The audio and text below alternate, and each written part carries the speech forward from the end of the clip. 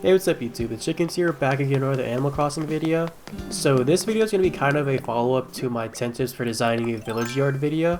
So I'll just be taking you through the process of designing both the yards for my villager Snake and Rolled, and as you see throughout the video, I will be using a lot of the tips that I gave you guys in my last video. Alright, so to start off, I know I wanted both of these houses to be on top of a cliff, so to start, I decided to make this cliff top and just expand it really far out just to give myself adequate space to work with. And I did end up cutting most of it out just because it took a really long time, probably just be like 5 minutes of me building cliffs, and that's kind of really boring in my opinion, so I just took it out of the video.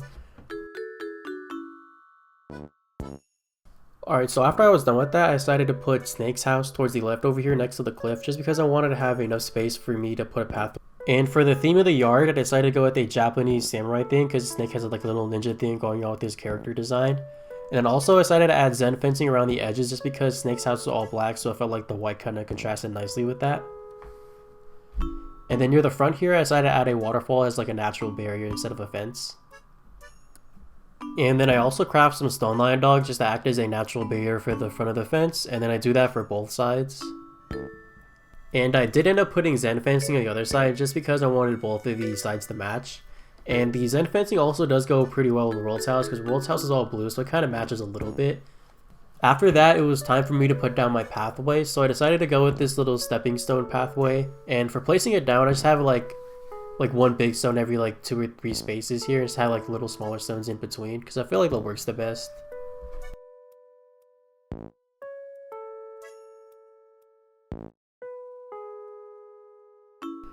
So after I was done with most of the pathway, I put an imperial partition near this waterfall here, and also put a floor seat with a custom design that Sable gives you, like right next to the waterfall. But after that, I just decided to call it quits for the day, just because I wanted to wait for Snake's house to be moved in. And then once his house is moved in, I could get a better idea of like the design choices and how all the furniture is going to fit together a little bit better. Alright, so on to day 2 now. The first thing I did is I added a street lamp to this corner, a blue pansy next to it, and an imperial low table to the side of this little cliff here. And also I added a katana on top of the table just to go with the whole ninja theme. And then also to the right of his house, I make a little like dirt patch and I put a black Zen style stone as well as some flowers next to it. Then I also added some little incense furniture decorations. I really don't know what they're called, so I just put them there. And then next I added a champion's pendant to the right and a stone stool with a cherry blossom on the top. But I do end up changing that item later, but I just left it there for now. And then afterwards I put some blue hydrangeas near the cliff top and also some black flowers.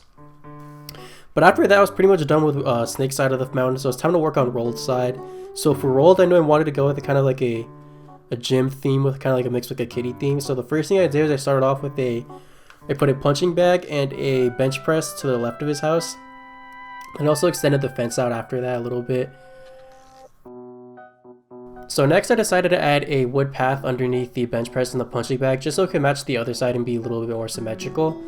And then after that I decided to add some more black flowers along the cliff top like I did with Snake's house over here. So next I decided to add an iron guarding table with a combat helmet on top, and since Rolled is a war hero after all, this would be kind of funny to have this over here. Squash, let's go talk to Ro. Yeah, I'm a war hero. No, you aren't. You're like 4 years old. I also ended up replacing that apple tree with a cedar tree because I felt like it fit in a little bit better, and then I also ended up working on the stone pathing similar to Snake's house towards Rolled's doorstep.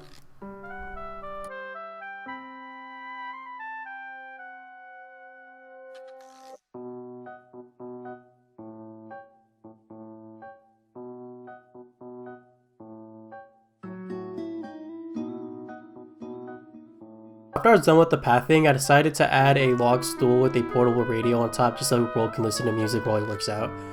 And then after that was pretty much done, I decided to wait for the hydrangeas to grow in. But after they grew in a couple days later, I really hated how it looked, so I decided to replace it with some hedging as well as some black and blue flowers near the cliff top edge.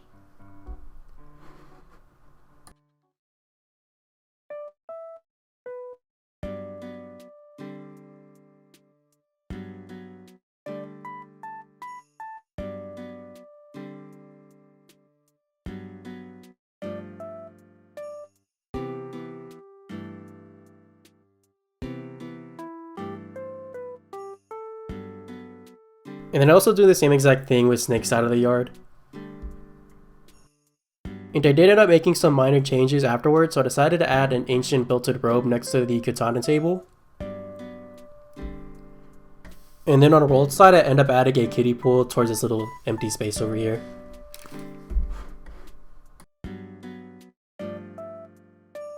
And finally, the last thing I did is I replaced the cherry blossom with a samurai helmet on top of the stone stool, just so it could fit in with the whole samurai theme over there. But after that, I was done, so I'm just gonna do a quick little walkthrough at the end here. So if you guys enjoyed the video, please make sure to leave a like, and I'll see you guys next time. Peace out.